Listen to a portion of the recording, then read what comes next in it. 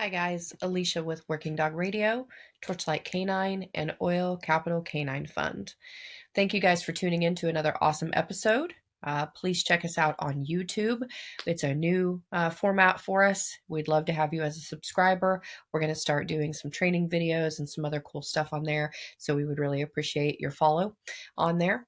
We'd like to take a second to thank our amazing sponsors. Without them, none of this would be possible. So guys, please check out KINETIC Dog Food, 513-615-6904. They are amazing. Horizon Structures, everything mild to wild in a dog kennel. They have it. They will drop it off at your door. Give them a call at 888-447-4337. If you guys haven't checked out Highland Canine Training yet, what are you waiting for? Jason and Aaron are amazing. They've got all kinds of courses, classes, and schools going on. Please check out Highland Canine Training at Tactical Police, the letter K, the number 9, training.com. Ray Allen Manufacturing, right there in Colorado. Everything is sewn there. They are amazing. They do so many collaborations with so many of the actual working canine guys in our industry, including me. Give them a shout. Check them out at rayallen.com and use the discount code WDR10RAY for 10% all things Ray Allen. DOGTRA.com. If you have an e-collar, if you use an e-collar, if you have a working dog or a pet dog, check out DOGTRA. They've got all of the products that you need. You can go to DOGTRA.com and use discount code WDR10 for 10% off a single item over $200. Enjoy the episode. We'll be back. Thanks. All right, everybody, we're back. Working Dog Radio, broadcasting the bite from Canton, Ohio. I'm Eric Stamber. With me, as always, is Ted Summer from Tulsa, Oklahoma. If you're joining us for the first time on YouTube, be sure to like and subscribe. We got to remember that, Ted, to do that every episode. Yeah. Tell people, click that like button, subscribe, please, to the YouTube. We prefer trying to send people over there. We're kind of new to YouTube. I don't know, a year, maybe less than a year. Yeah. Something like that. So, but anyways, Ted, what's going on there in Tulsa? I don't know. If you listened to the last episode with KINETIC, you probably heard that they were filming the sequel to The Wizard of Oz outside my house. The Wind. Dude, that was crazy. We listened to it back. Yeah, like you can hear it, and it wasn't rain. It was just like it was just wind, right? People's houses are getting blown over, trucks are getting blown over. I mean, it was like grapes of wrath. It was gnarly. Much better today. So yeah, that first week that we recorded that, I had handler school going on. It was the first week of handler school, and tracking was like still tough. Yeah. It was more area searches than it was tracks. And the handlers are like, "Oh, this is easy." I'm like, "Nah, just hold on, just wait." Yeah. So yeah, much better. We're almost halfway through the handler school, so that's cool. Yeah, they're rocking and rolling. They're doing good. We're getting ready to set. We're already selling dogs for the next one, so. It's like it never stops, dude. So as soon as this class is over, I will be right back to training green dogs again. We had I had some guys come up to the fun house yesterday, and we did some bite work on some young dogs, and it was our friend Mike Toussaint from Remco's handler that was on the podcast years ago. He's doing good. They're doing good. Does he still have that big ass beard? Oh yeah. He looks like the guitar player and lead singer from Crowbar. Like he looks like Kurt Winslet. Yeah, I'm gonna have to look that up. But yeah, do that. Everyone listening that knows that listens to Crowbar, you know who Kurt is. He lives in New Orleans. He's fantastic. I never got to meet him in person. You know, we had him on the show and we talked a little bit, but he's doing work with a buddy of mine, Carl, that I've been friends with for a long time, a canine guy. So they brought some dogs up, and they're doing a little bit of everything. It's pretty cool, man. They're doing some police dogs, some protection dogs, some other types of dogs. And yeah, we had a fun time. Just I put the suit on. I hadn't decoyed in maybe about a month. So knocked the rust off and did a bunch of work. It was fun. We got the leg box out and played with one of the dogs. It was fun. Oh, nice. Yeah, by the time this uploads, we'll already be home, but we're getting ready to leave to go to Blue Line in Myrtle Beach. You're doing the e-collar without conflict. Yeah, e-collar without conflict. Yeah. And if you're, well, this is after the fact, but if you're there and you have your book, Eric will sign it for you. Yeah, if you bought my book. I may even have some books with me. I mean, granted, this afterwards, so sorry if you missed one. I'm only taking 20 books with me because a box of 20 books might put my luggage over the freaking weight. Stupid. Yeah. And they're not even big books, but whatever. Anyways, what do we got going on today? So, I don't know. This is episode 200 and I don't know, a lot. Something. So I don't remember off the top of my head because we don't publish them in order. I'll look it up while you're talking. But in these episodes, one of the things that we'd ask about all the time, right? Because Eric and I are both trainers, both dog trainers and, canine trainers, is, dog selection. And, 99% of the time, most of my issues are not with dogs. There are sometimes, it's probably not quite that high, but it's in the 90s, right? Like a lot of times, like I know what I'm getting myself into. For example, I pre-screened 3 German Short Hair Pointers today that a local breeder wanted me to look at, and I washed all of them in 3 minutes. I was like, these dogs are fucking garbage. Get rid of them. They're not, there's no redeeming value here. So, and I think from like episode 2 was the first time we did a dog selection episode with Ritland. And then episode 3, we did more dog selection with Subtle. And, it keeps like coming back. And at the point where I don't mind talking about it, but I do it so damn much. And Eric does it so much that it gets old fucking talking about it, right? Like, and I think there's a lot that's missed. So if you read a lot of case law in this country, rarely do they talk about the dog. Like they do, like they'll mention their name and stuff. Sometimes they mention their breed, like his German Shepherd's name is Sarge or whatever.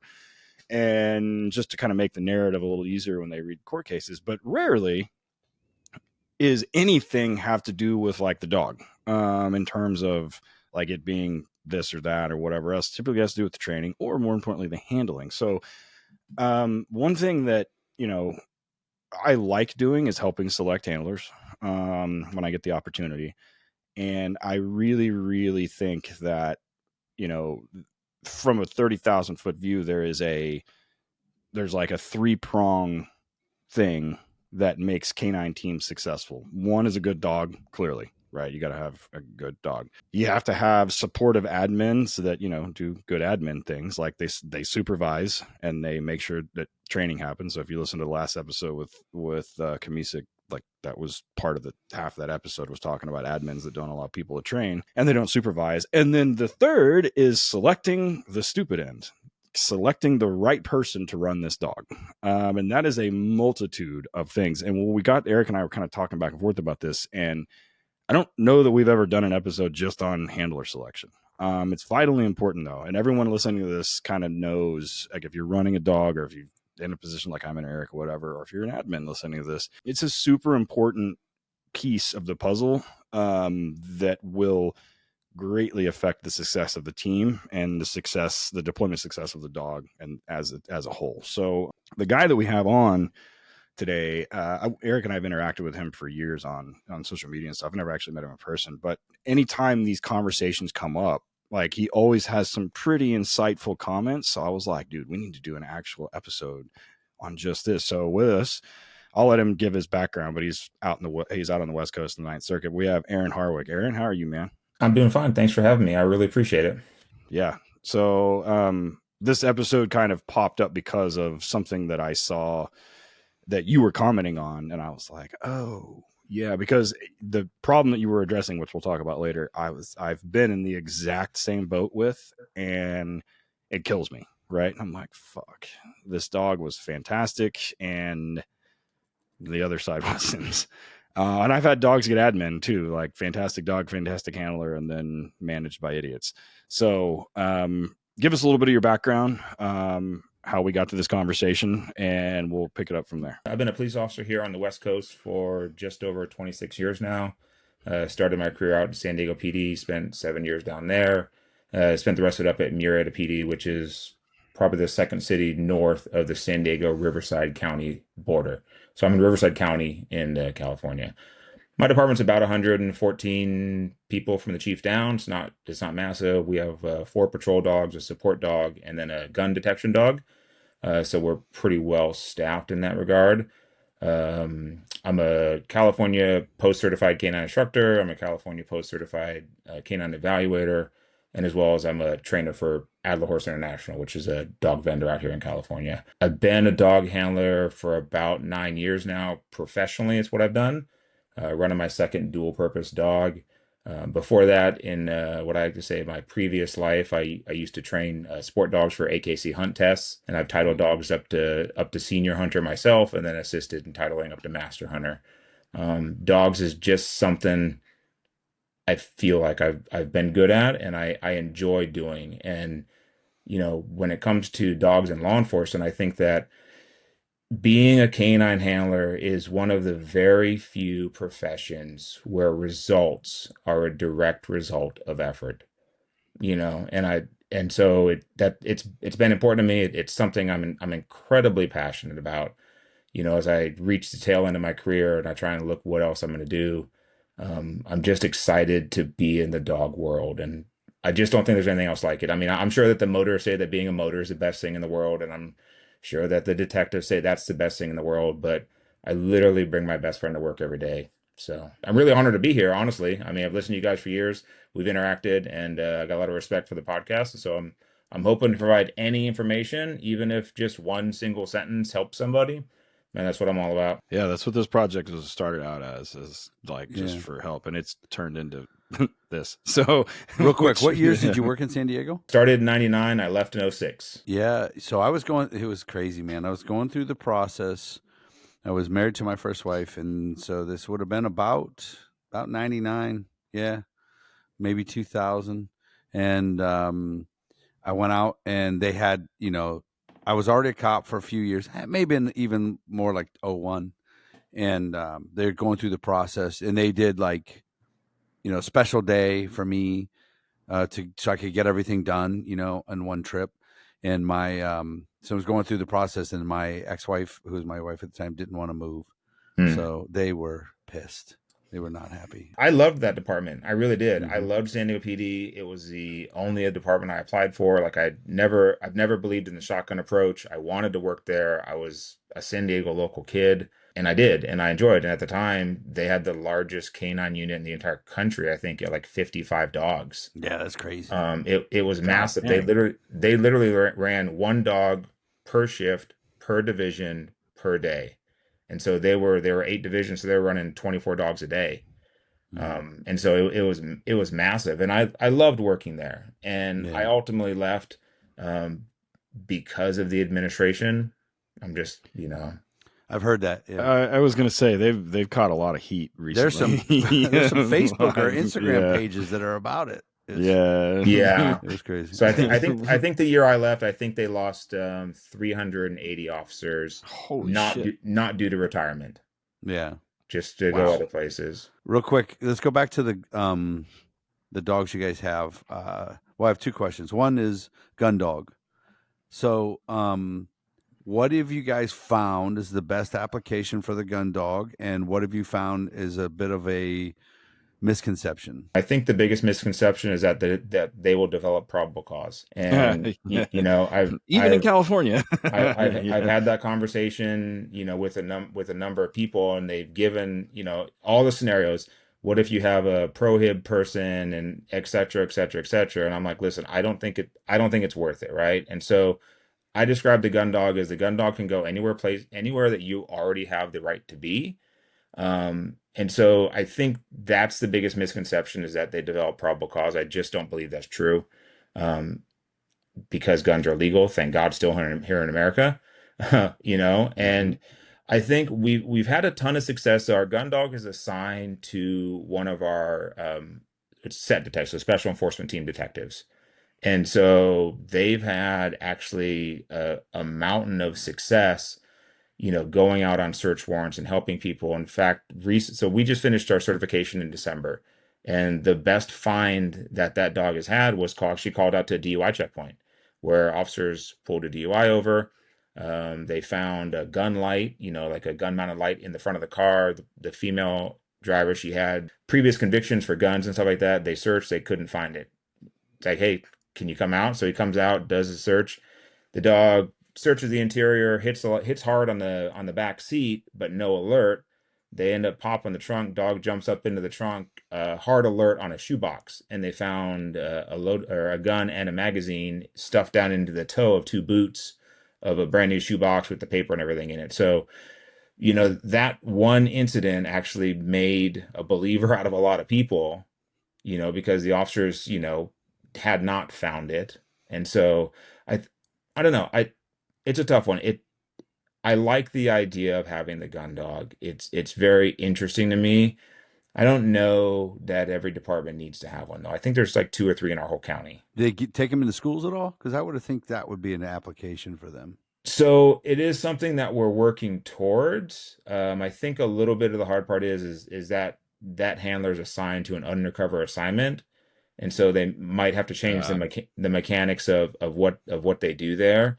But I'll tell you what, she's not even 2, and she is by far the hardest working dog I think I've ever come in contact with. I mean, we were going through the basic detection school. I did it myself, and there were some days we were doing in excess of 100 searches, and she was as busy on number 100 as she was on number 1. What is it, a lab? No, she's a Mal. Oh, That yeah, makes okay. sense. Yeah. She- Some of those working line labs are like that. I was like, this has got to be a flop here. But no, and you said it's a Malinois, like it's a little Malinois. Like I've seen some gangster single purpose, like Oh, pointy ears. Yeah. Oh, she's this, and it's funny because she is such a love bug. She's a great dog to be around, and she's, I don't know, 46 pounds. I mean, she's a little tiny thing, but she has been a phenomenal asset. She's done a great job, and the handler, to his credit, has done a phenomenal job as well. And one more question before Ted has some stuff for you. What somebody's listening to this, heard you go through your bio, and they said AKC hunt test. What is that? I think that I might be able to do that. What is that? So an AKC hunt test is so I belong to a club that we put on these tests, and basically it's to prove that your dog will do what it's supposed to do, like what it was bred to do, what its lifeline is, right? And so I got a lot of hate because I ran a golden retriever in a team full of labs. I mean, obviously they use labs to do it, but basically you'll put stations out in what is like the grassy area, the field area. There's a place up here called Prado Dog Park, which is not too far from where we go. But we put hunters out there, and during training, we'll use dead ducks and pop guns. But during live training, we'll actually, when I was there, they would bring in live ducks, and we would bring in hunters, and they'd shoot those ducks out of the air, and the dogs would go get them. And the dogs were judged on, how well they carried the dog, whether they mouthed the dog, whether they, destroyed it, how straight a line, a lot of the same things that, to be honest with you, we're looking for in police dogs is basically how they work. And it just was a ton of fun, to be honest with you. Do you ever have any like dogs you wouldn't expect be there and do pretty good? Yeah, my golden retriever.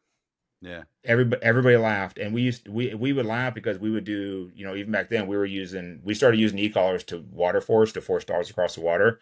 And even though they have a natural desire to, with the exception of my current Mal, who's afraid of the water, but they have a natural desire, but they would like, okay, his name was Tonka because he was yellow. And so, all right, Tonka's up, get the calendar. We're going to time him on a calendar.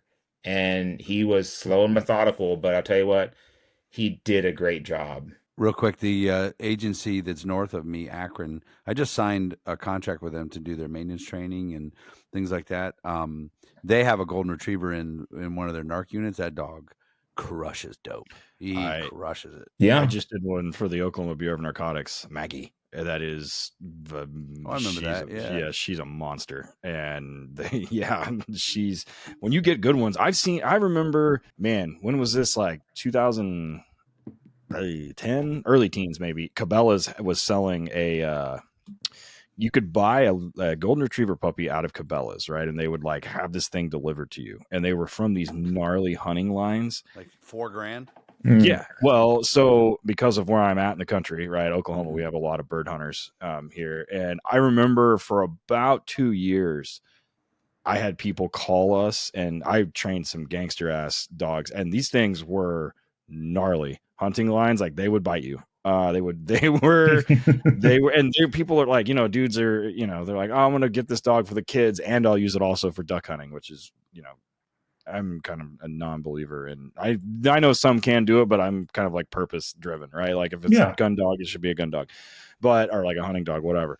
So they get these things and they don't interact well with the family, and they start resource guarding and all kinds of crazy shit. And I'm like, all right, cool. Like, and sure enough, man, they were turned out to be some great detection dogs. I gave one to a firefighter that turned out to be a fantastic FEMA dog. Worked a bunch of like crazy shit, like building collapses and tornado things. And so, I mean, when a golden retriever shows up, I'm usually, it's either like, it's going to be really good or really not. There's no really in between. It seems like. No, I was for sure the laughing stock of my group every time we brought him, and I took him all over the country. So we had golden retrievers and flat coat retrievers, and so I took that dog all over the country, and we had a phenomenal time. But yeah, as soon as we go all out there, hey, they're all out there at their black labs because everybody's got to have a black lab, and I pull my golden retriever out, and they're like, "What? What is that? What, are you kidding me? We're working with that thing?" But he killed it. He did a great job. And to go back a little bit to your point, I think so much of it has to do with the commitment of the person running that dog. And it goes back to like what I said, it's one of those things that results are directly related to effort. And like even to kind of segue into what we're going to talk about, if you go to the range and you start shooting your gun, you can become a very proficient shooter. Right? But what you never have to do is you never have to worry about your gun shooting in a direction that you don't aim it. With a dog, you can do as much training as possible, and you can be extremely proficient, and something might get in that dog's, be in his bonnet, and he might decide to go left when you're supposed to go right. And so like you have to continue that. And like I say in our training group, it's perfection in training for proficiency on the street. We're going to hold the dogs to the high standard for the hope that we're going to be proficient when we deploy the dogs. Yeah, Eric has a thing that he says, they train at a certain level so that when we're asked to perform at another level, it's kind of almost like muscle memory. And there's no, and he talks about that more on the environmental side, but there's no surprises here to perform here. Well, that's like like Gary Sticker, Worthless Dog. He's got our standards and their standards. It's that's the thing to look at. That sticker's on my laptop. So not on the one recording, but yeah, shout out to Gary. He doesn't need any more fucking shout outs. He's the one that needs to be shouting people out. You hear me, Gary? So funny thing, I met him for the first time just last year. Like super interesting guy. Like I got to talking to him on social media too, and like you kind of hear his backstory, and it's always interesting to me, like people's personal lives. Like in his personal life is like, man, that's like a guy I would want to look up to. Like I'd want my kids to look up to that guy. He's a good dude, 100%. Like without a doubt, one of the best people in the industry. That is for sure. Yeah. So on that note, I wish all handlers were like Gary. So we should start that. Be like Gary. Unfortunately, they're actually fuck yeah. There, Gary. Worthless handler, that's it. Be like Gary, and you can draw yourself as a cartoon character. You can be a fucking meme. Be like Gary, because he is a good handler. I mean, 100% he is, and I wish all of them were like that. Canine is like super tiny though, so law enforcement is what 2% of the whole population, and like canine is like 1% of that 2%. I mean, it's a tiny subsection. Of the joke that I tell. I was like, there's more SWAT operators in the state of Texas than there are canine handlers in the entire country. But people look at me, and people look at me and they're like, oh, I was like, however, the allocation of resources is not always the same, because those tiny portions of canine, like those tiny numbers of canine handlers, are getting deployed way more than all the SWAT operators, 100%, without a doubt. And they're like, oh, so we need more dogs. I'm like, well, that's not what I'm saying. That's not what I'm saying. What I'm saying, of course, I'm not going to argue with that, but I'm like, what I'm saying is the allocation of resources and the management and the supervision and everything else isn't in line with the numbers and the amount of deployments that go out. And no, not at all.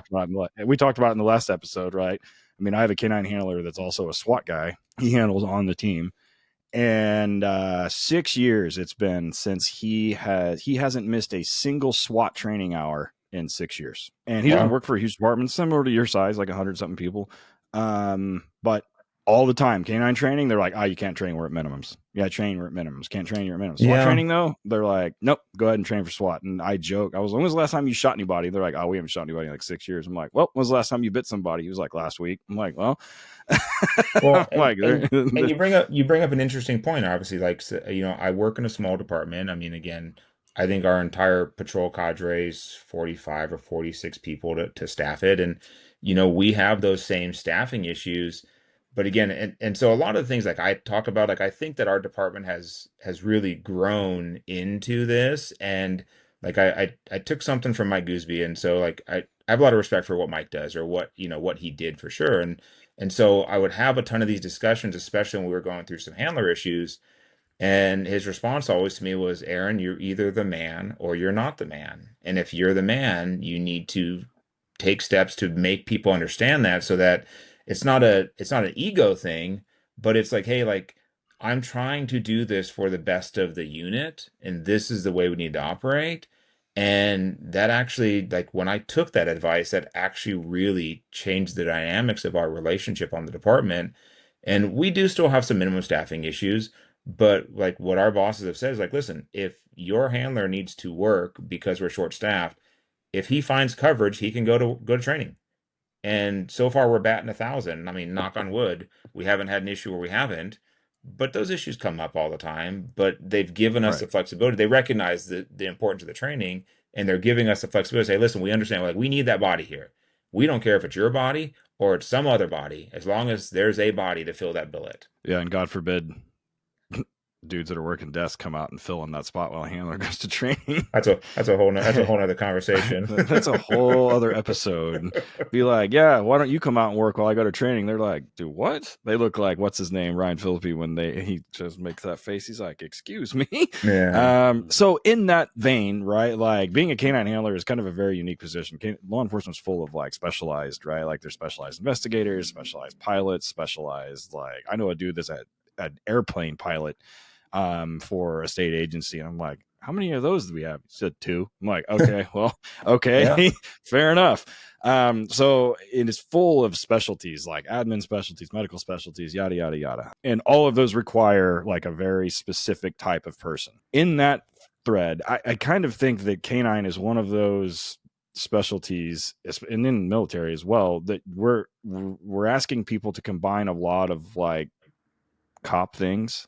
Like you still have to be a police officer, but a lot of the things that go into being a good canine handler have absolutely nothing to do with being a police officer. And it's kind of a marriage of the two worlds. So we've talked ad nauseum about dog selection that I've had to do it for the last week, and I'm fucking over talking about it.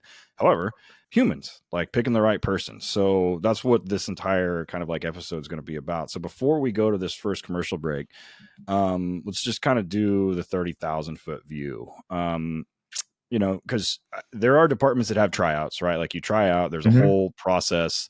And then there are departments that are walk-ons, right? And then there are ones that are literally voluntold. We have a dog, it's a retread, you're the handler now, which is that's the worst way to pick one. 100%. I got stories about all of it. Yeah. So do I, and I'm sure Aaron does too. So from that 30,000 foot view, like let's just kind of do like the brief, like this is what makes a good canine handler. From my standpoint, show me a good cop and I can make him a canine handler. I think if I want to boil it down to at its most basic core, if you have someone who is committed to the job of policing, which means in my mind, they're committed to keeping up on case law, they're committed to keeping up on policy, they're committed to keeping up on crime trends, they're committed to showing up to work when they're scheduled to work, you know, and you have all those things. I think if you have that person, and they have a desire to be a dog handler, I think that we can make them dog handlers. But that does not work in reverse, right? You cannot have someone who's like, man, like I'm a PSA dog judge, and like I know this, and like I had a German short hair pointer when I was a child, and like I'm just in it for the uniform in the car. Like those guys, like, because those guys are probably as uncommitted as police officers as they're going to be as canine handlers. And like as a simple thing, my guys have to do 32 hours of training per month, right? So we have 3 6-hour days, which are our Wednesday weeklies, and an 8-hour day. So doing the math, that's 18 plus that's 26. So they have to come up with another 6 hours during their work week. We work 410, so they have 3 work days per week, and they have to come in, and that's our standard. Like I don't care what they do during those work weeks, but it's obedience or whatever. And I will tell you what, everybody on my team crushes that number. And it's because they want to. And when they come up against something that they can't accomplish or whatever, or they have an issue, they'll either call me day or night, 24 hours a day, or if it's not important, they'll hold it till Wednesday or whatever. But to go to your key question, somebody who's committed to being a good police officer can be made into a good dog handler if they have the desire. The funny thing is when I was at the I worked for at the Navy SEAL contract on the West Coast in Coronado for 4 months, and I got lucky. I had Team 1 guys assigned to me, good dudes, really good dudes. I was thinking about this story as Aaron was talking. Yeah, really good dudes, really good team guys, good SEALs, good handlers. Another 2 young dudes that came in that were with a different trainer, same thing, good dudes. But just prior to that, the teams were sending over guys they didn't like because for a while the SEAL dogs were in a pool. So you would take a guy you didn't like and put him in the dog unit, and then you'd never see him again because he would deploy with whoever was deploying. So like there was a guy who flew back. And they didn't burn a billet for it. So right. So there's a guy who landed at the airport from Afghanistan. I went and picked him up. I didn't know him, hadn't met him. And he's like, yeah, they don't like me. They were over there 6 months. I went on 2 missions. They made me just stay back at the base the whole time. Then I come to find out that he had been, he was in the sniper program and got removed from there. And so they just were sending guys they didn't like that weren't great team guys, and they're sending him to the dog program, and they made terrible dog handlers. Of course. So the trainers and some other guys went to the teams and were like, guys, give us some good dudes. Like, come on, man, give us some good guys, because they had changed it. They were no longer in the pool. So you couldn't kick them out as a platoon chief, send this guy to the dogs and get rid of him. No, he was coming back to your platoon. That had changed. And so they were getting smarter then. They were getting guys that were good team guys, and they made good handlers. Yeah. And maybe they, and there's not a big investment in the program, meaning you do 1 and done, maybe 2, but usually it's 1 deployment with the dog, and then you have to move on to something else. It's interesting. Like if you go back and listen to our episodes with guys from Delta or from Dam Neck or whatever that handled those dogs, we've interviewed a lot of those guys. They all have a very similar story, right? Like either going through green team through selection or making it through their OTC or whatever it is. And then they get in, right? They're assigned to, if they're on the don't speak about them guys, they get assigned to A, B, or C, and each one has its own thing. We interviewed, Shannon, and he had that whole thing, that whole talk about that. And even then they're like, okay, now you get to train for the next 2 fucking years and you don't get to deploy. And, I think what we had on Will Chesney, he talked about it. He said, when I went in there, I get through green team and I'm on the other side. And he's like, every single one of these guys is a world-class shooter. Like I'm not going to get to deploy based on how good I am with a firearm. So you got to make yourself useful, right? Yeah. Like either medical, canine, communications, intelligence, something other than being a shooter. And at that time, dogs were getting spun up a lot and they were super valuable. So they were always wanting dog guys. And like Eric said, the stigma was from the early on in those days was they're the dudes that went over there were ones that didn't want to be there. But typically once you're on the other side, those guys all want to be where they're at. But that was a shortcut. I don't know if it's still that way right now, but I remember hearing that story. So we're going to take a break real quick. We come back. We're going to zoom in a little bit from the 30,000 view and talk about some of the individual skill sets that we think probably you need to be good at, or if you're selecting handlers, you should probably look for. So hang out for a second. Don't fast forward through the episode or through the commercials. All the discount codes and stuff are in the show notes. So we'll be back in a second. Hey guys, it's me again, back with some more awesome sponsors. I want to talk a little bit about Ray Allen Canine Manufacturing, Who else in our industry allows us to come to them with ideas as handlers, as dog professionals, and say, you know what, I think I would like to make this, or wouldn't this be a good idea? And they will actually sit down with you and talk to you about your designs. I've got a collab with them on a muzzle, on a leash, and a collar. They're amazing to work with. Their products are top notch. They're made in America, in Colorado, and we love Matt. So give them a holler. Check them out on socials at Ray Allen, the letter K, the number 9, or visit them online at rayallen.com and use our discount code WDR10 RAY for 10% off. Guys, have you visited DOGTRA lately? If you go to DOGTRA, they have their new online portal, and it's really cool, very user friendly. You don't have to call them and order them anymore. You can go to mydogtra.com, and they have everything there. You can set up an online profile. They keep your orders. They know what you've used. We use everything, their ball droppers and poppers. We use their e-collars, their 1900S hands-free for our officers, their Q and their 280 for our pet clients. We use all of their products all the time. Eric travels around and does seminars specific to DOGTRA, so you can have him come in and teach a class on how to use it. Check them out, dogtra.com, and follow them on their socials. We love KINETIC dog food. Ted has been using the large format. It makes excellent tracking treats. He uses it for teaching article indication. It's these huge nuggets of food that you can lay down, grab, put in your trainer's pouch.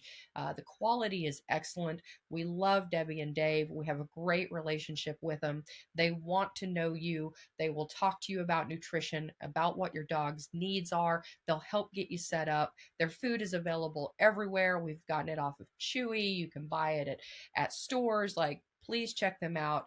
KINETICdogfood.com. Your dog needs these nutrients, and they are really specific to our industry's needs. They have a full line of supplements now. Please check them out. We'll have some soon that we can give away. Go check them out. Follow them on their socials at KINETIC Dog Food. They'll really appreciate that. All right, we are back. Working Dog Radio, broadcasting the Bite. I'm Ted Summers. We're doing a show that I think kind of has an undercurrent for like the last 7 years. We've just never talked about. I think one time he mentioned Gooseby. I think we talked to their LAPD selection. Yeah, and we talked about it with Jay Nix too a little bit when we had him on. But we're talking about handler selection. So before the break, Aaron was talking about as long as we have a good cop, somebody that is committed to being a good police officer, 100% you can make them a dog handler. And what I've ended up finding, right, like most people, I don't ask people the first day of handler school, but I ask them, like, why do you want to be a dog handler? Yeah. And if they're handling a dual purpose dog, I'm not expecting like some thesis. Like, I don't care. I'm not making them write it down. I just want to know, like, motivationally what they're there for. Because for me, as a person that trains people, understanding what makes them motivated to do this, because it's not like a clock in, clock out thing. Like we'd had KINETIC on before, but before KINETIC, Terry Fleck ran that website. And Terry has a document on there. I think it's still on there. Aaron, I'm sure you've seen it. Yeah. Where Terry talks about like, how long it takes to take care of a dog per week. Oh yeah. And yep. And it's part of the FSLA thing. So, and it's not I'm pretty sure that most handlers, by the time they show up and they get the dog, I hope they understand the reality of what's going on. But the answer that they give me tends to be very telling about how I think about how successful they're going to be. And they can tend to fall into two categories. The ones that for the dual purpose guys, they're like, I want to find drugs and bad guys. And I'm like, okay. Yeah. I mean, at its core, I mean, that's what you're there for, right? So, And I say, so why did you want to be a cop? And they're like, I want to find bad guys. And, or some of them were former military and they're like, I was looking for bad guys in Afghanistan and now I'm going to look for bad guys where I live. And I'm like, okay. I mean, that's other than, and I heard the other one was like, well, we had a dog program open, so I figured I'd apply. I'm like, fuck. Okay.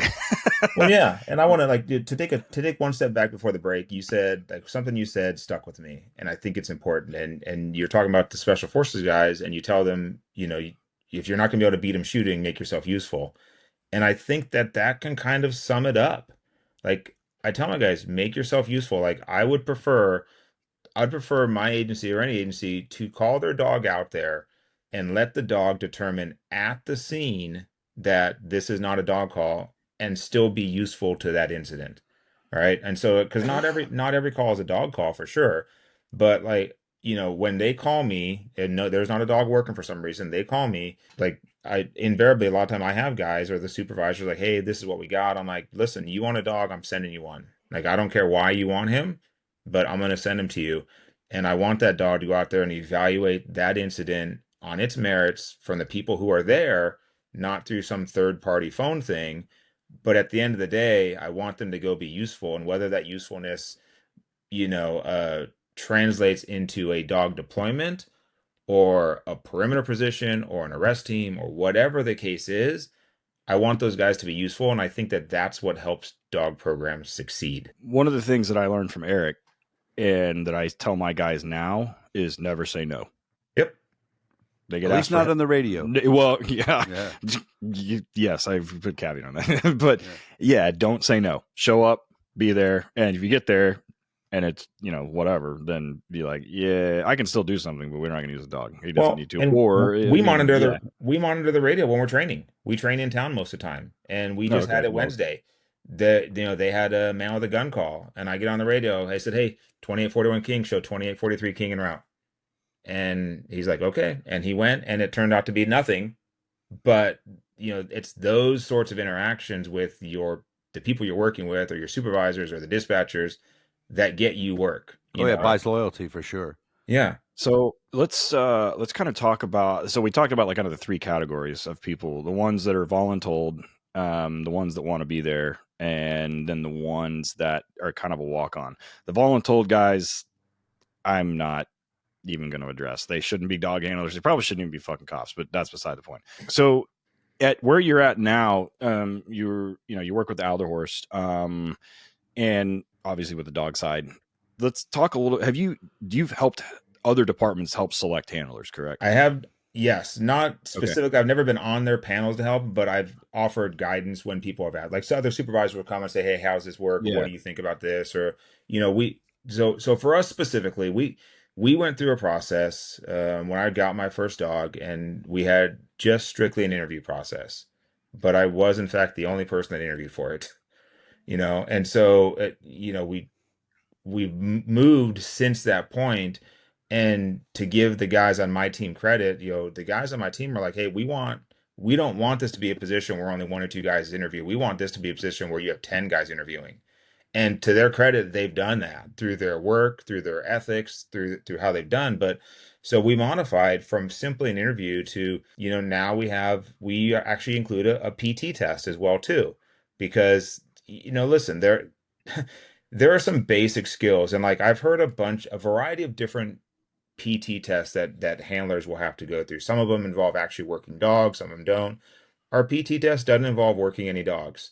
To simulate the dogs, we have a couple of those. We have like those workout sandbags, and so we'll use those. And those sandbags are 68 pounds because that's what my first dog was.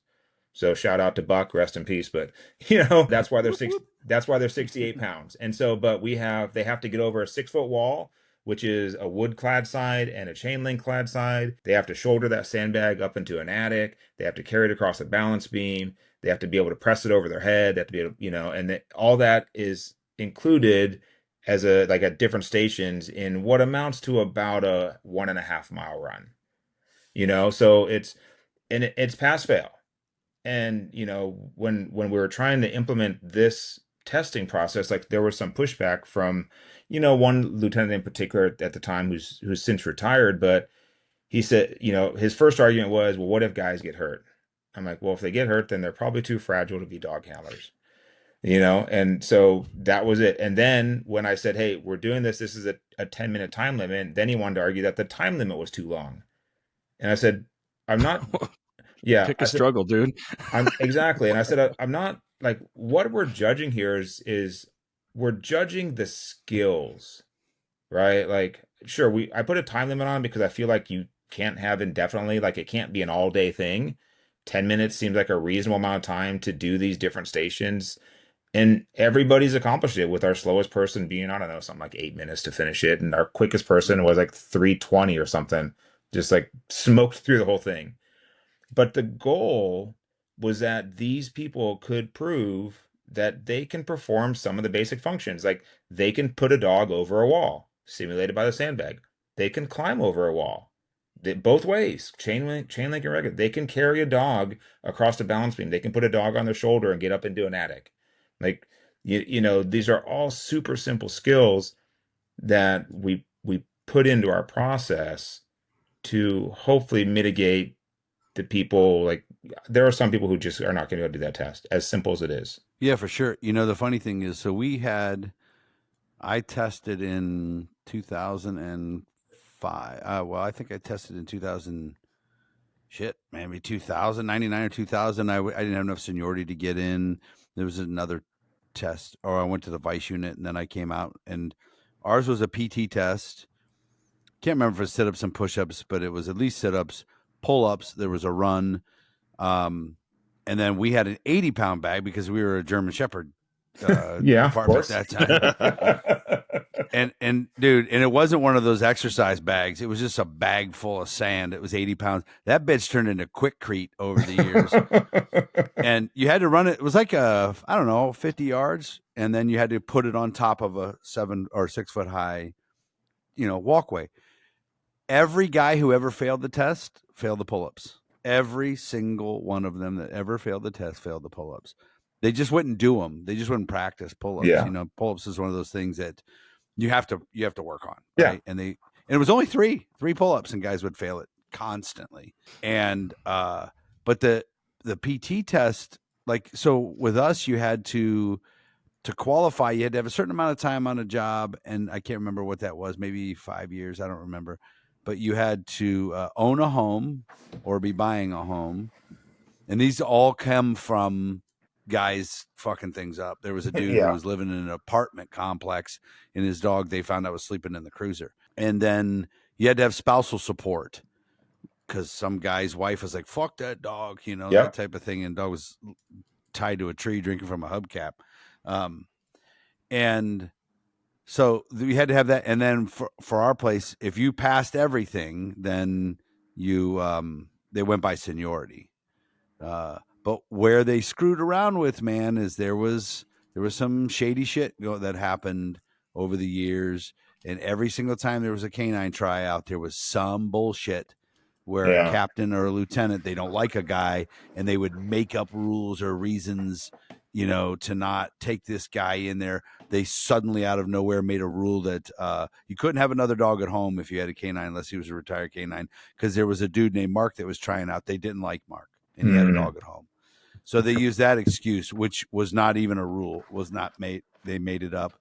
There was a guy who was a captain who hated this other guy named Mark that was trying out, and lied and discounted his pull-ups and failed him on his pull-ups. And it was complete bullshit. Yeah. So when I took over as trainer, the sergeant, whose name is Mark, who was the original one that they kicked out years ago because of having another dog, he says, what do you want?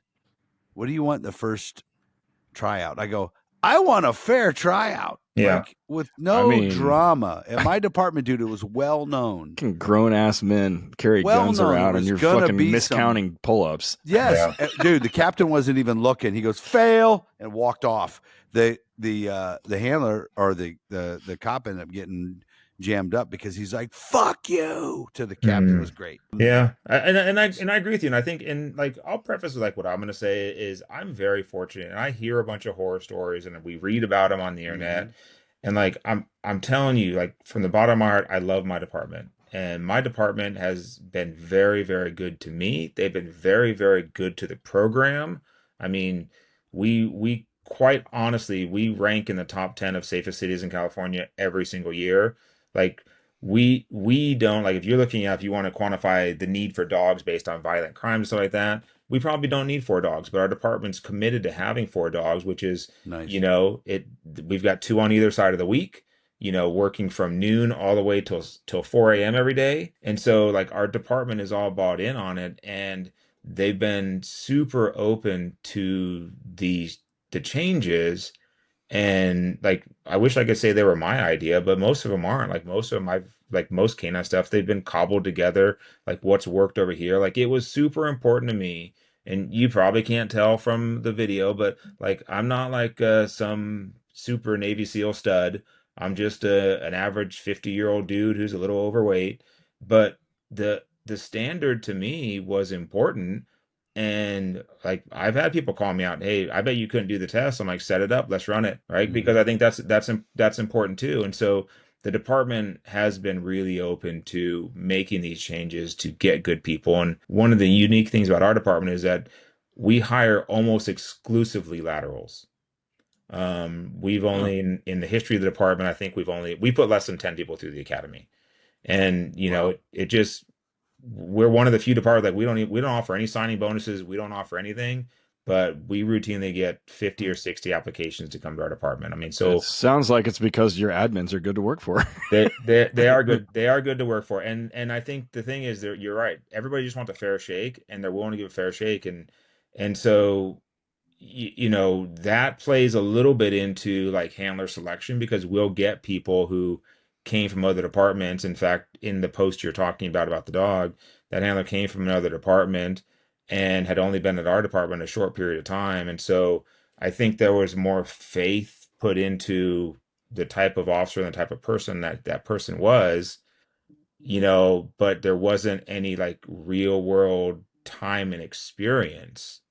And, you Mhm. know, like I'd been on the department, let's see, 10 years before I put in for a dog, you know, and we've got guys that have been on the department a year with 5, 6, 7, 8, 9, 10 years somewhere else. But I think finally taking a step back, and so I supervise a unit as an officer. We have a sergeant, but it's a collateral duty for him, along with he's also the assistant SWAT team leader, and he's got a bunch of other collateral duties. And so for the intents and purposes on the day-to-day basis, you know, I manage and run the team. And I think part of the thing is that people ask why, like why they think that I'm successful at, or why like the other officers will respect what I say. I said, because it's my only job. It's like, it's my primary function. And I think to your credit or to what you're talking about supervision and stuff like that, if you have those absentee supervisors or there where this is a collateral duty or whatever, you're gonna run into those issues. And for me, I know where every single one of my dogs and my handlers are all the time. I know what they're doing. I know what their days off are. I know when their, you know, their wives are pregnant. I know when they're having issues with their neighbors. And I think that like that's part of it. Like having that relationship with the handlers prevents some of those bad behaviors. When you're setting up a culture there too, Yeah, I was the going to say guys that. want to try out for it, right? Yep. And then, you know, we always, like when Ted was saying what we were talking about, don't say no over the radio. That was a thing always. I was like, I don't want to hear guys like, because we track a lot, right? I know California's not a big tracking place, but we track a lot. And guys would get on the radio and go, nah, they already boogered that up. I'm not going to go over there. Man, don't do that shit. Go Yeah. there. And if they screwed it up, which, you know, if it's an outside agency that's not used to working with you, a lot of times they do mess that up. But, um, so the culture was work hard, work hard, work hard, Hmm. and then what happened is because prior to me taking over as trainer, um, they had, because of the drama with the tryouts, the amount of people trying out started to drop, Yeah. and they were like, "Yes, it's just goofy." And then we had a guy who was volunteering to work non canine related stuff on shift. Like we had to guard the impound lot for like about a year. And we had a guy that I got hired with, got killed chasing a guy. He got shot and killed chasing a guy from breaking into the impound lot. But the canine guy, he says, I'll do it. He just went and sat out there with his dog with an umbrella and a portable TV, and Yeah.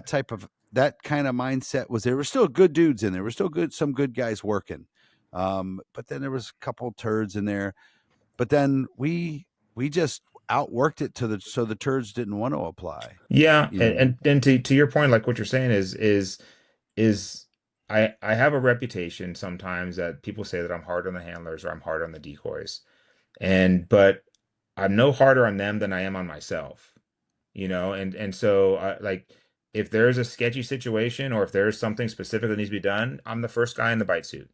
I'm ready to go. But since I've kind of taken the reins, one of the things I've tried to do is just instill this work hard attitude, and it starts with the academy. And I tell guys when they go to the basic, be the first guy in the bite suit every single day. Like get in the bite suit. One, it shows that you're committed. Two, it avoids you having to get in the sweaty bite suit, which is gross, right? No one likes that, right? Like a used condom. Yeah. Nope. I mean, especially like be in the bite suit out here. And my first basic academy was in August in California. You can imagine what that was like, right? And so I said, be in the bite suit first all the time. And I said, and on top of that, like I have a phenomenal relationship with Mike Reaver, who owns Adler Horse. And I said, Mike's going to call me if you're lazy. And like, we're not going to accept that. Like, we're not going to get that reputation. And so I've tried to start that from the very beginning of like, hey, listen, we're going to work hard. We're going to be the first ones in the bite suit every day. We're going to be the last ones to leave the yard every day. We're going to ask the questions. We're going to stay after. We're going to do whatever it takes to be successful. And I think that has hopefully maybe kept some of the people who don't want to pursue that, kept them away from the program. But it's also, I think, encouraged guys who like the idea of a meritocracy where they're going to work hard and they're going to get rewarded for working hard. Have either of you, real quick, Ted, either of you guys had a case where, and I can think of a few that tried out for our canine program because of the culture, because of the things we were doing, and they wanted something different because they had turned into not so great cops, like the reputation of being kind of lazy or being like argumentative with people all the time. And a lot of those are midnight shift guys which turn people into weird trolls at times, working years and years and years of midnights. The union's fucking, everybody's stealing our money, all kinds of weird shit. But they came to the program and rejuvenated them, had fantastic success. They started out as good cops, and then not that they were bad cops, they just had gotten disgruntled, so to speak, kind of lazy. I have seen that, and I usually see that in guys that have a little bit of canine experience or something outside of just normal stuff, and they end up working for people that are shitheads and move to a different agency, and then they're in a culture that's much more accepting of the way that they are. And and this kind of like segues into the second part of this, like after the whole, like obviously canine's a physical job, right? The training, the maintenance, like the actual handling, everything's a physical job. And aside from the time restraints, which we've kind of covered and talked about, family interaction and housing and all that other stuff, the actual process of the non-physical side of it is always interesting to me. And that's usually where I get brought in a lot of times with departments. They're like, look, we've got these 5 guys, these 5 people that want to do it. And, I tell admins all the time, I was like, because I've seen some SME stuff done. And I've seen some interrogatories where, the handler's been handling for like 9 years and he's on his second dog, same department. And they wanted to know how they selected him. And they wanted to know what process and what criteria they used to select this guy and who else applied and why they didn't select him. And I'm like, yo, they're climbing the tree to the top on this one. Yeah. And, and I was like, so your management and your supervision starts at the interview, like at the selection process. Like that's that's what you're going to be held accountable for. So, typically when I get asked to do it, and I get asked quite a few times, I've been asked quite a few times to write letters of recommendation for people. A lot, because we get asked all the time, what cases do I need to know? I'm like, yeah, that's not super important. I mean, it is, but I mean, it's kind of the thing that especially if you've never handled before a dual purpose dog anyway, they expect you to know Graham 100%. Like you should. That has nothing to do with dogs, as every good cop should. Yeah, well, that's first, right? All right. So, and then I kind of like, you should know Garner, and not because dogs kill people, but I was like, you need to understand like that gap. Mm-hmm. And then there's some cases on the detection side and stuff. And I'm like, but you need to be more concerned about, and this is more if you're trying out as a handler, it's like you need to be a little more concerned about like the actual nuts and bolts of doing this. And so, being a canine handler, like everyone sees the Instagram videos and shit, and we're out, fucking people up in dark places and whatever else. You're out finding dope on the side of the road. And I'm like, no, you're going to be spending a lot of time fucking writing. Like you better you better have a degree in English.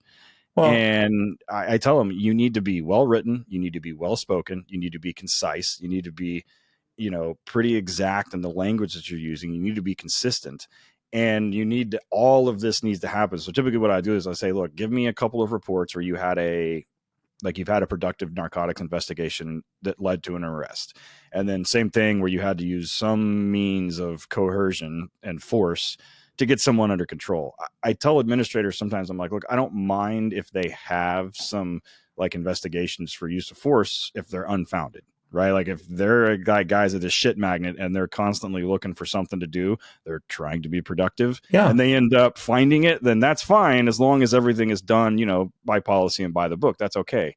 And so when I get these reports from these guys and I read through them and I kind of look at them, and if you're listening to this and you're trying out you want to be a handler, what we look for is somebody that understands Graham and can articulate it, even outside of dogs. Like that shit should be in a normal report. Like this happened, Mm-hmm. and because of this happened, X, Y, and Z happened, and that's it, right? I need you to be able to, same thing with the narcotics side. Like I need you to understand the Fourth Amendment from a pretty broad level before anything else, Well, and be able to talk about it.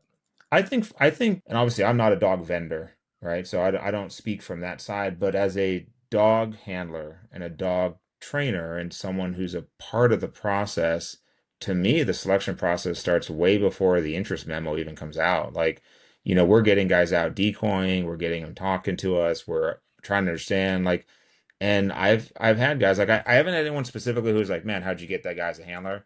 I mean, yes, those handlers have come through, but ever since I've kind of started to be a part of it, we're really focusing on like, hey, get these guys out to training, get these guys interacting with the group, and let's find out who has good chemistry with the group. Let's find out who wants to learn. And man, I'll tell you what, I've been surprised, kind of like you said, some of those guys show up and you're like, this is probably not going to go very well. And they turn out, you're like, holy cow, like I totally misjudged that book. And like, then you're like, oh, well, on top of that, they're good cops. I just didn't think they were dog cops. And so they're good cops. And then they come out to our training. And, every time we have a new handler or a new decoy or someone new into our group, I always give them the same speech. Treat training like Fight Club. What happens at Fight Club stays at Fight Club, because I want people, when they come to training, to be solely focused on training, not whether or not, if they say something negative about their sergeant or some other sergeant or some other person, that's now going to get leaked out to them. Like I want guys to have the ability to focus on dogs and just have a good time. And I'll tell you what, we have a great time in training. We spend a ton of time goofing off, but that's, in the middle of all the training we're doing. And like you guys probably see, like I post a ton of videos of our training. I video almost all of our trainings, right? And like we're putting in the work. And the best time is like when a handler goofs up on video. That's like, we love that. That's the greatest of both. But I want guys to be able to come to training. So we start that, when we start bringing them out to decoying, guys like, hey, I'm interested. And so there's a guy on my team, he's assigned to the decoys. Hey, go talk to him. He's in charge of decoys. He's in charge of scheduling. Make it work at a time that works for you to get out there. And so, then, when the supervisors come to me and like, hey, who do you think? Like, what do you think is what's it looking like for the next time we're going to have a handler? And I can give them my honest opinion. And, good, bad, or indifferent, what has gotten me through my 26 years is just brutal honesty. I've been honest when it's good for me. I've been honest when it's bad for me. And I think when you're that way, it gives you a little extra with the administration, because like, hey, like we know that if he messed up, he's going to say he messed up. If his team messed up, he's going to say that. And so I think that gives you a little extra latitude. And, telling my guys too, like, we're not going to focus on, when we go to an incident, we're going to focus on the things that we did wrong and the things that we can do better at. We're not going to focus on the things that other people might have done wrong or the things that they could be better at. We're going to be the best that we can be. Another thing too, is kind of a thing when you're looking at candidates, and this is if you can be, discriminatory, where you can actually choose, because like I said, our place, you had to pass the tests, and then it was based on seniority after that point. At first, when I first got in, if there was one opening, they could take out of the top 3 senior people. That's how they used it to get people that they didn't want. And then it went straight seniority. Then now I think they're back to top 3, I think. But was one of the things that has always turned up as a red flag was sick time abusers. Oh, Guys yeah. that abuse sick time. But real, and it's not 100%, and I'll give an example. Real sick time abusers, not the opinion of a couple supervisors who don't like the guy because he is called off here and there, or uses, the complaint that the guy uses too much vacation time or comp time. Bitch, it's his stuff. Yeah. Stop doing that. I mean, how much vacation time did you retire with, Eric? Dude, like way 7 too many. years? Yeah, way too many. Like Eric had 7 years of back pay or something. I had 15 weeks banked and 8 on the books when I retired. That's fucking stupid. It's stupid. Yeah, right now I currently have 700 plus hours. Yeah, and take a vacation, Aaron. Yeah, but I'm like you. I want to be at work. Plus, we didn't make shit, so I couldn't afford to go nowhere. But like so, and I'll give an example. But it's not 100% true. So you have to weed through. And I know things are a little bit different in California because of the Police Officers Bill of Rights. But in most places in this country, there's still management is still grudges. Get backs, things guys they don't like, favoritism, a lot of that crap. And so, for example, Chris, the guy who is the head trainer now, took my place when I left. Chris and I got in the unit at the same time. Now, the perception on Chris was that he was a sick time abuser, that he took off, and supervisors were bitching because he took off too much sick time.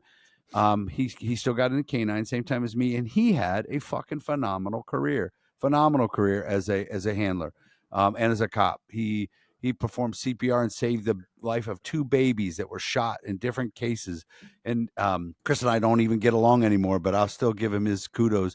That guy kicked ass as a canine handler, and he kicked ass as a cop. And it was just a perception from some supervisors that didn't like him. So when you're interviewing and talking to other guys in the department, when you're looking at those people, you got to wade through some of the personality problems and some bullshit. Well, I don't like him because he wears black gloves or some other horse shit, reason. Because you could miss out on a good dude because somebody has a hard on for the guy. Yeah, and you're 100% right. And so like our process is obviously we have the memo comes out, people put in their interest memo, and I always share the interest memo that I wrote to get on the unit when I first started. I share that with everybody. And it's some of the things that you've talked about though. Like the first line of my memo is, prior to submitting my interest memo for this, I spoke with my wife and my family and confirmed that they were on board and understood what's going to happen and the time commitment required to be a good handler. It was the first line of my paragraph. And I'm like, like you said, if you haven't talked to those people to make sure that they're on board, it can be bad. Yeah.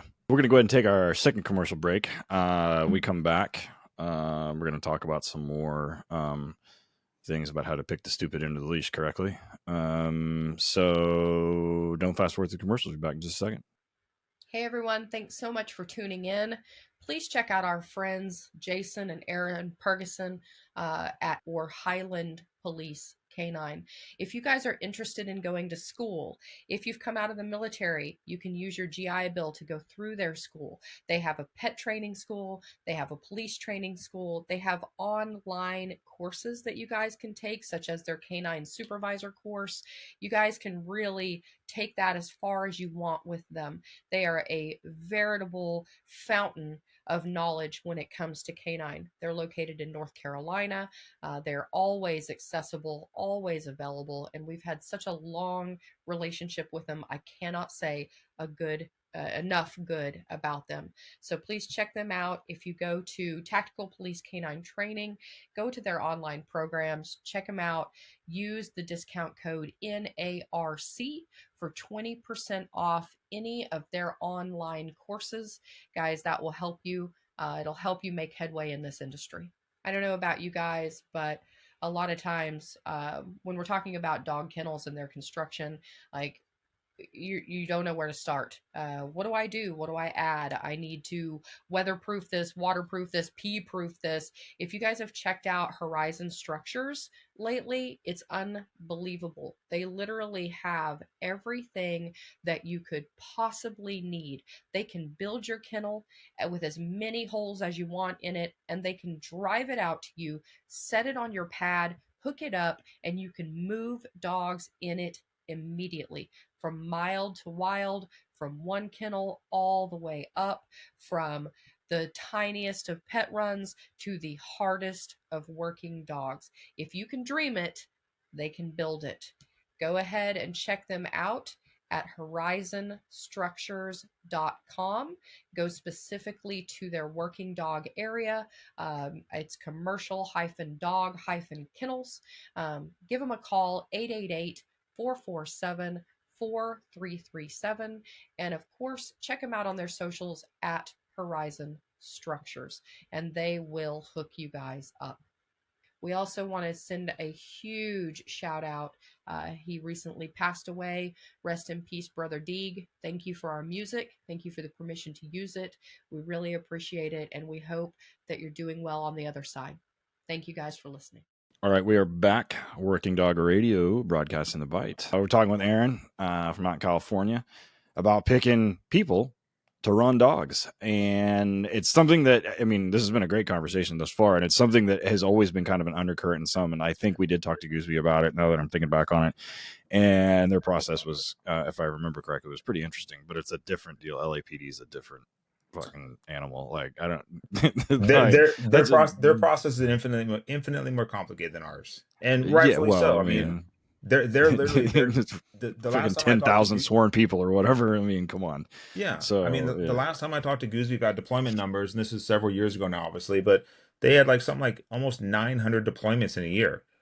Like they had 120 bites that year, and it's like if you're deploying that much, that you need to have a rigorous process for sure. Well, plus the rigorous progress or process has to be there because they don't know those guys. Yep. Yeah, that's true. They never heard of 10,000 of your closest friends work together. Yeah, exactly. So, my agency had about 100 and anywhere from 150 to 200 guys, depending on the climate of whatever. I knew everybody. So that part was a little different. But. There were two things that I thought of during the last segment when you were talking, Aaron, and two additional things that I one of them when I said it to an administrator, he's like, "Yeah, that's a good point."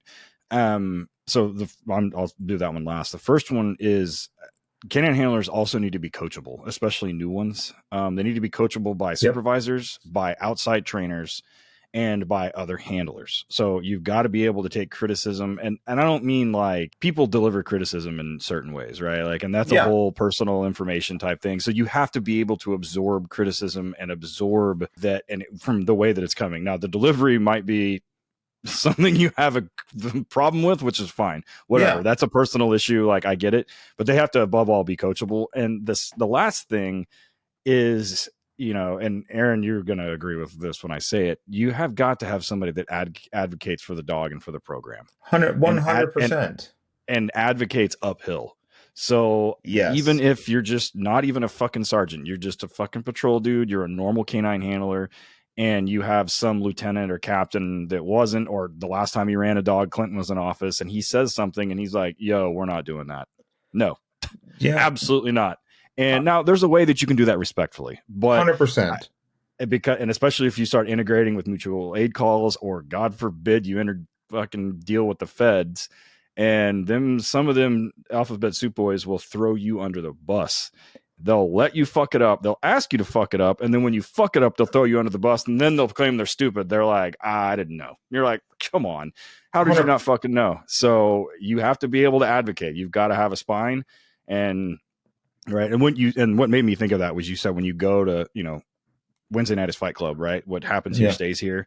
And there has to be that like understanding, right? And that advocating up the chain for the dog and for the program, right, against administrators, especially when they're doing something stupid. They're like, look, if you do this, not just me, it probably won't even be me that gets in trouble. It's going to be you guys. And they're like, oh, hold on a second. And then everybody has to have a fucking powwow about it. And then they write a special policy. But, You're which, 100, I mean, you're 100% right. And like it's one of the things, because, I've known, like, shoot, I've been friends with our chief for 25 of my 26 years. And so, like, it's nothing for me to go sit down in his office and have a conversation with him about a myriad of topics. But you're right. I think that it goes back to all the way at the very beginning. Find guys who are good cops before you try and make them dog it, because they already have a level of respect, on the department with the administration, because they're good working bodies already. And so then you give them some grace while they're getting trained up. But then you see when they come back and they go back to work, and like now they're the same busy cop with a dog, or they're responding to the call outs, or they're whatever they're doing. But that's, like you said, to go back to the handler selection, it's so important that you're finding guys who are doing that are willing to, and are respected. Listen, I will be the first to admit, like, at our next year I'll retire. And so I admit that based on the job that I have, which is managing our unit, I'm not the fireball that I was 26 years ago, but I have a different level of responsibility. But one of the things that I ensure that my guys are is that my guys are still doing that. They're all still young cops. They all have to be good cops. They all have to be out there doing it.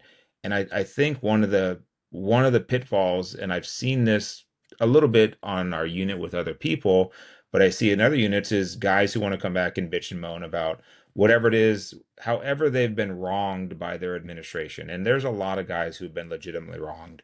And there's a lot of guys who fight uphill battles all the time with their administration, whether it's funding or whatever. And again, I said before that my department treats us very well. And so, like, I have a budget. Like, I don't have any issues with it. We don't have any issues getting training or buying stuff. Like, I don't have to get anyone else's approval. If some dude needs a tug, then I can go buy him a tug. We just had 2 bite suits repaired. I went up, picked them up, paid for them. Like, I don't have any. You don't have to sell T-shirts for them. You don't have to sell T-shirts. My good buddy Quinn Hanley from Upland PD, when he first got started his program, selling T-shirts to buy dog food. I mean, how ridiculous! God, wow, how ridiculous is that? Yeah, It's crazy. And here's the thing: how do you expect as a department to encourage good people to do this if they are now going to have to, not only care for this dog, but not just work their ass off training it, but work their ass off, selling T-shirts or calendars or doing car washes to buy food and e-collars and other crap? Like, who would want to do that?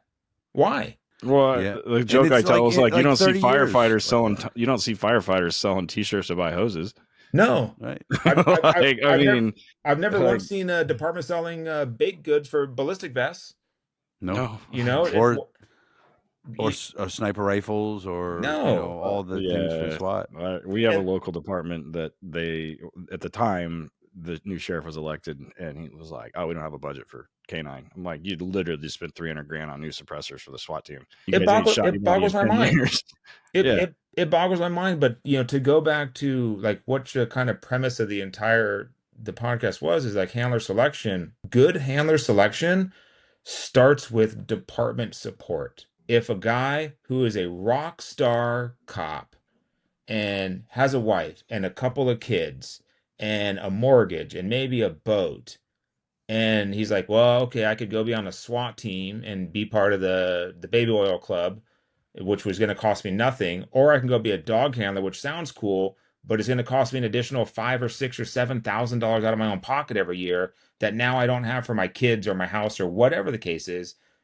What is it that departments think is going to help them recruit good people with those things? Like, I'll give you an example. When I'm on the peer support team for our department, and we do like this quarterly peer support thing, right? And the first time we did it, I was told, hey, everyone has to sign up to bring something to this peer support luncheon. And I'm like, what? So, like, I'm on this voluntary team, but now I also have to pay to be on the team because I also run the department of support dog. And so I got to pay to be on the team. I'm like, I don't want to be on the team. Like, if you truly value the support program here, the peer support program, the department will fund it. And guess what? Now the department funds it. because they see that. And I think canine's the same way. If you want to attract good candidates, you have to make it look enticing. Otherwise, you're just going to get the guy who wants to be a t-shirt handler. Or be careful, be very wary of the guy who is going to leave his department and come to you and bring his dog, and you have a built-in dog program. I mean, some of those are good dudes, but be very wary of that. So let me ask you this question. So you're interviewing guys for the position. What is your go-to question? What's a question you get that you ask every single time and kind of gauge a lot off of that question? So ironically, aside from the what have you done to prepare for this, which by the time we get to the interview, we already know what they've done, and why do you want to do it? We know those questions. I said, but the most telling question to me, in all honesty, a lot of time is, hey, you respond to this call for service. This is the call. How do you handle it? And that call is a call that can be a dog call. It might not be a dog call, but it's a decision-making call. As an example, the last one we had, hey, you respond to a robbery in progress at the bank at the intersection of walk and don't walk. It's 4 lanes every direction, so you're talking 16 lanes wide. It's 3 days, December 22nd. Right across the street is the largest Walmart in the area. Bank robbery. You get there, you see some guy, you don't know it's him, but you see some guy running across the street. What do you do? And we've had people say, pop the door, send the dog. And I'm like, nope. Okay.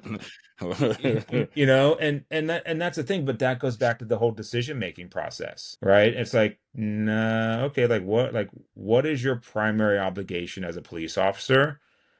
And then how do you affect that obligation, right? How do you make that work? And, we've had a couple of really great answers. It's like, hey, I'm the first there, we have air support, whatever we have. We set a perimeter. We know where the guy went. We start working it. We check with the bank. And those are the kind of answers that you're looking for. And then at some point it turns into, oh, by the way, this is now an area search because the guy was seen running into the field, hiding in the drainage ditch.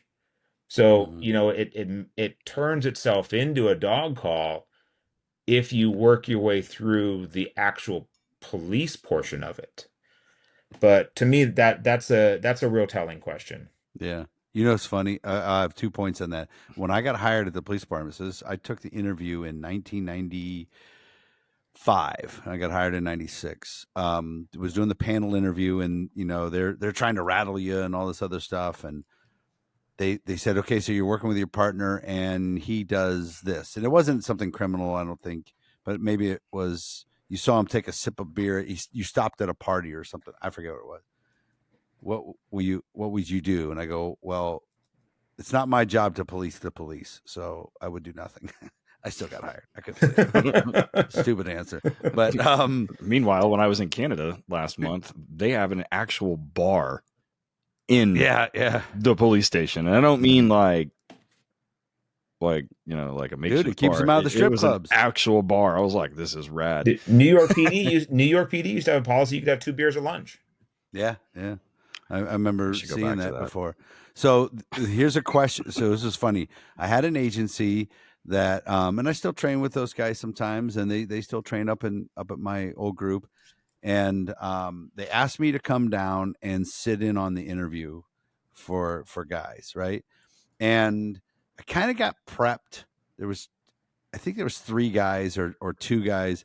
I got prepped by some guys were like, hey, this guy's the good guy, this guy's the bad guy, right? Yeah. So I'm like, okay. So their question that they wanted was, why do you think you would be better at this than the other guy? Well, the good guy they were telling me about shitbagged the fuck out of that other guy. Holy shit. Oh my God. He goes, because he sucks. He doesn't work overtime. He's a douche. I mean, he really fucked that guy up. The bad guy said, I don't think I'm better than him. He's a really good cop. I think he would do just great. He would be just as good. I want it for my own reasons.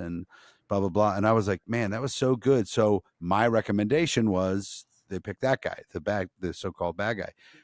And the dudes were pissed at me. They were like, man, I go, dude, that wasn't, the other guy's answer was pretty horrible. Yeah. Right. I mean, if he does that to them, if he does that to Yeah. that dude, what the fuck do you think he's going to do with the guys that he Well, works in the same 100%. unit with? Yeah. Well, guess what? Like, they were all right. The guy that we picked turned out to be a fucking goof. well, Yeah. shit. An absolute goof. Shit handler, shit cop, not even at the agency anymore.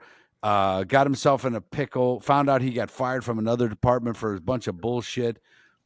But because he answered that one question right, he tricked us. It was the guys knew though. Yeah.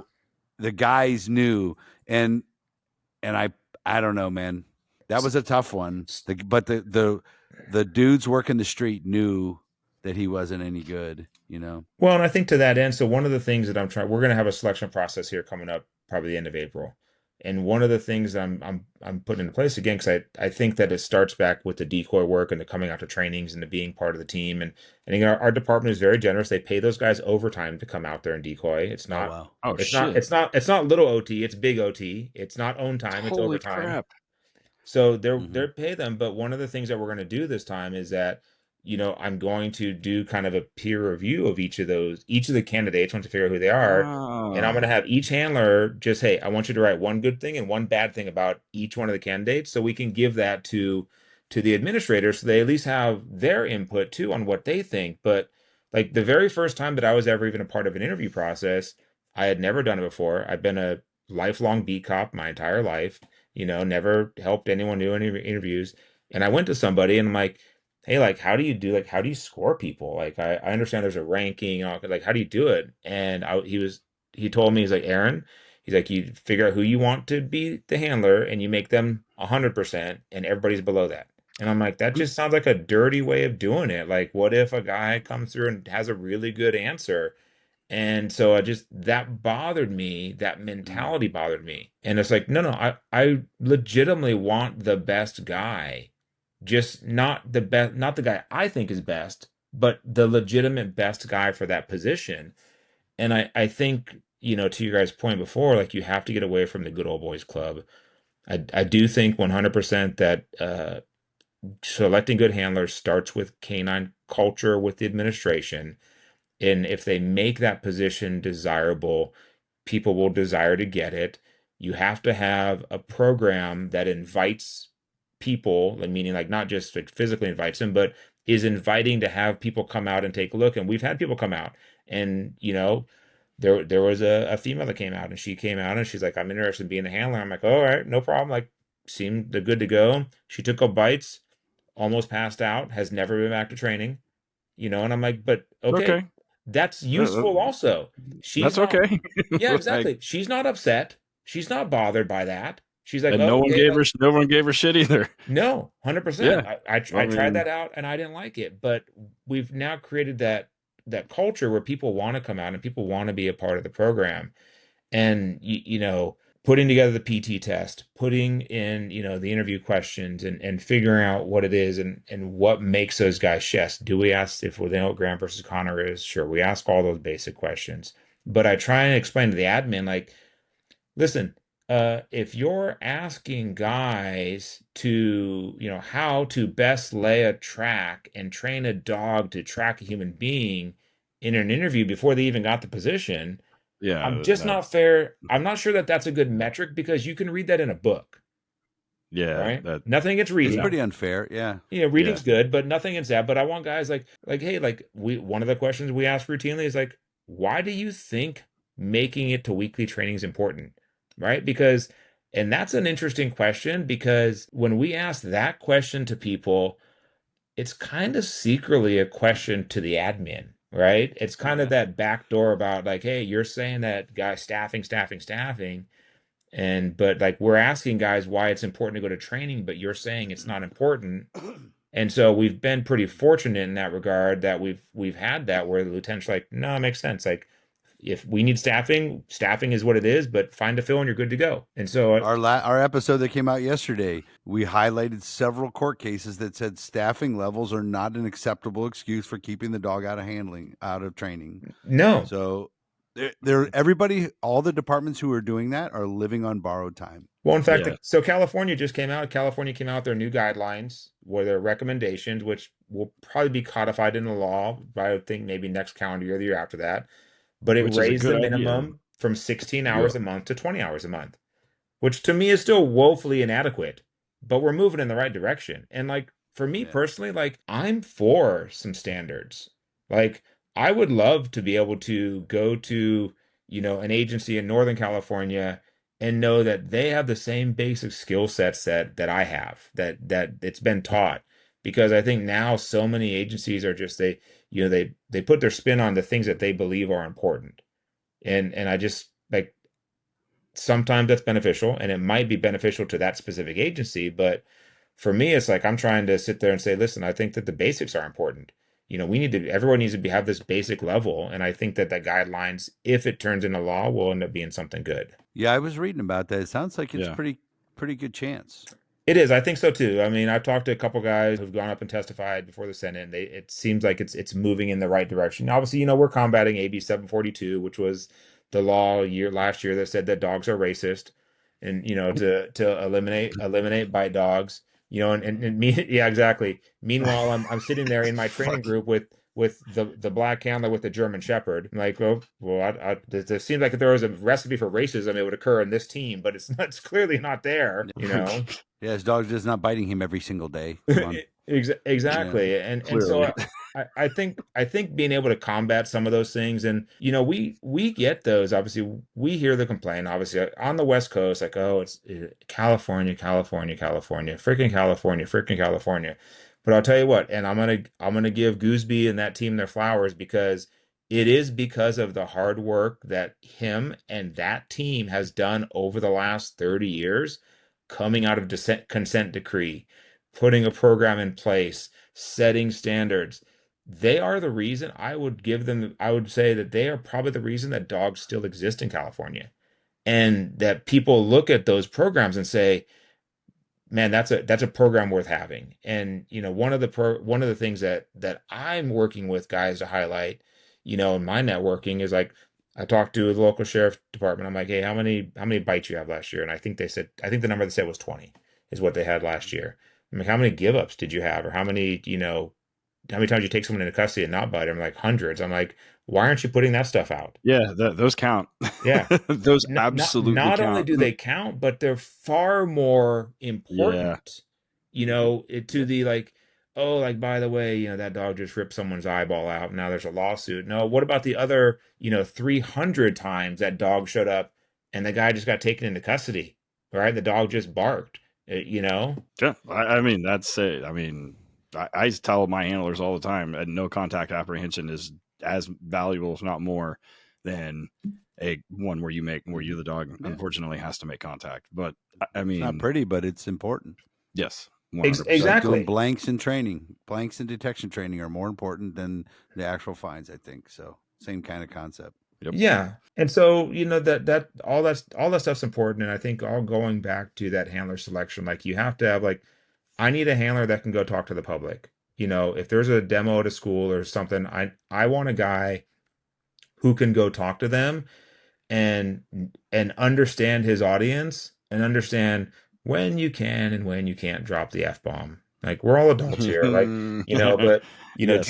junior high, or maybe like the elementary school in front of the third graders, maybe that's not the best time to say the effing dog or whatever the case is, right? So like I want guys that are able to do that. I want guys that are committed. Like I don't want to have to wonder if my guys are putting the training in. And in fact, I tell them, like, when you show up on Wednesday, everybody's going to know if you were training. Like, everybody's going to see it. Like, it's not just me. Like, so you can't fake it in dog training. You have to actually put the work in to be good. And it's when peer pressure is actually productive. 100%. And yeah. And guys got to be good in court. You guys got to be good on the stand. If you're you well have written, to have a good reputation. You have to be good in court. Yep. If you're well written and well spoken and you can succinctly answer some things, you should be okay with some coaching and that kind of stuff. Everybody gets nervous. Like, I've seen dudes, like my handlers have gotten nervous. I'm like, the answers to these, know what to say. Just say that. Yeah. Like, And I think spit your you're right. fucking dip out.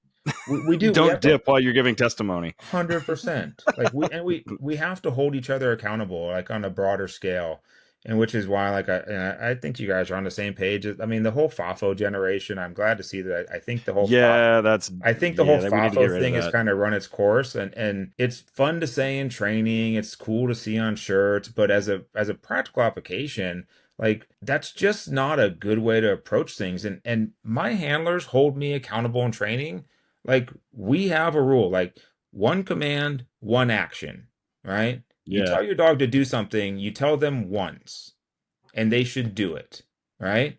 And if you have to say more than one command, then you get called on it. And so my guys will call me out. Like I've done something where I was walking down a hill and, because my old fat ass almost slipped and fell, I told my dog to sit a second time, and they're like, "Oh, how many commands do you have to give that dog? Which one's he supposed to listen to, Aaron?"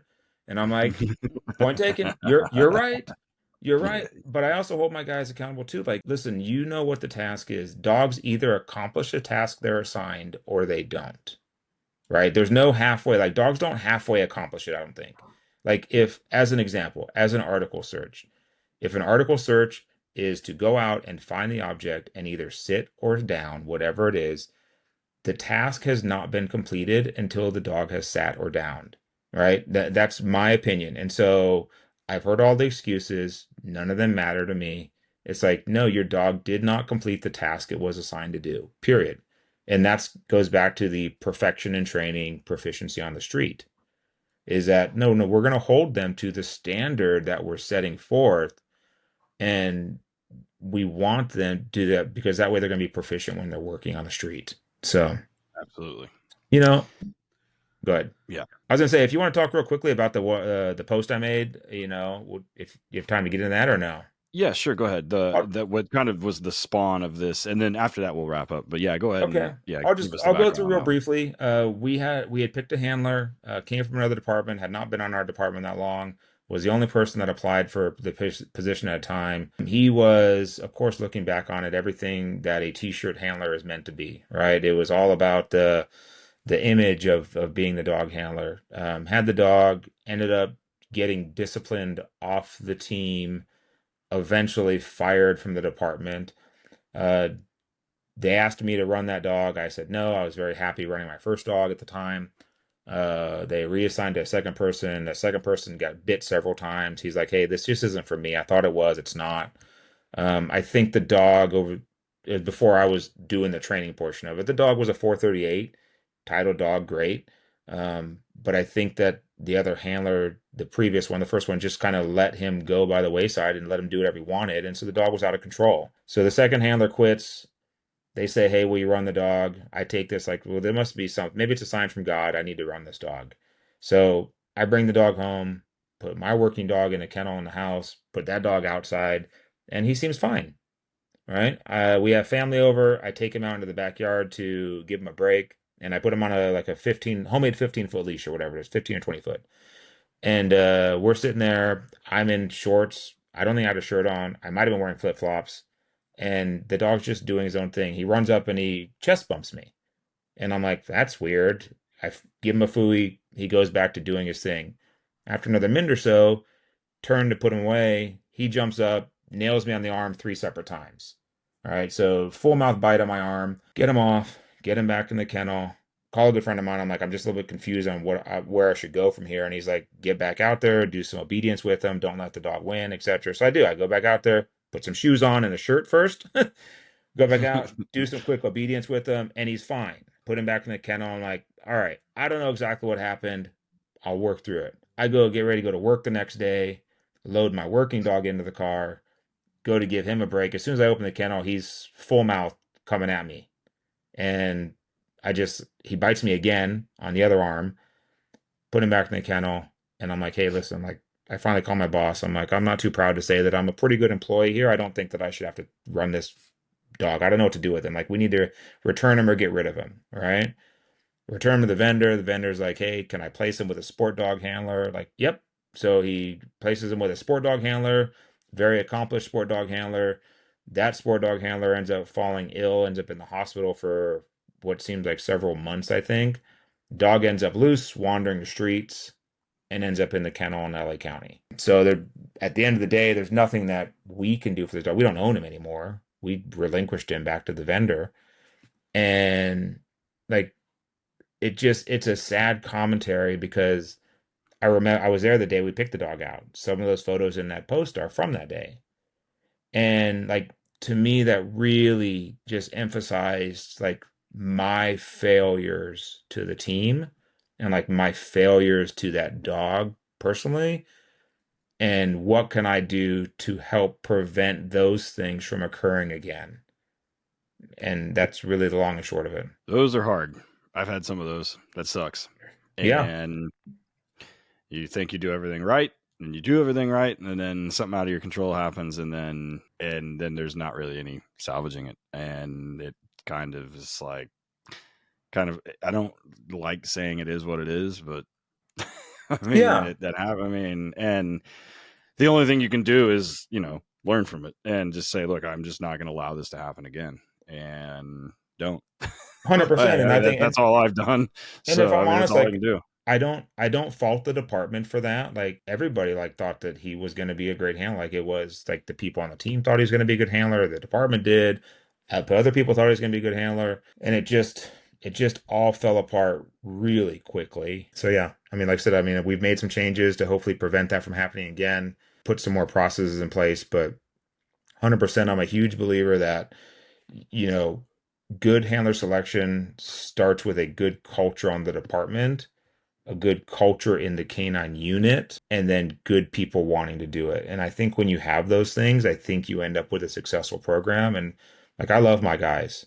Like, I would put my guys against any team in the country. I think they're good, right? And I love working with them, and I love the fact that they will literally do anything to make their dogs better. That's what we need. Yep. So this has been it's been a great episode. And when I reached out to you about this, and I went back and forth with Eric and Alicia on it, and I was like, I think this is going to be a really good one. And I was right. So I was right. Kudos to you. Yes. See? Not yourself. Yes, I was right. Don't I break don't an get to arm, say it pat very yourself on often. the back. What I'm blown away by is that you said you're 50. Dude, you look great. Oh, I appreciate I'm that. a few years older than you, and I look like fucking Ichabod Crane with bags under my eyes. I'm like, hey, look, it's Mr. Burns. I think it's sunshine. I honestly believe it's the sunshine. Yeah. California. We don't get much of that here in Ohio, so everybody looks like significantly older than they are. I'm a perfect example of that. You look good. I appreciate you said you're that. 50 earlier. I was like, nah, get the fuck out. Yeah, I'll be 51 this year, October. But yeah, I think that California certainly has its drawbacks, but if I'm being honest, I've been a cop here my entire life.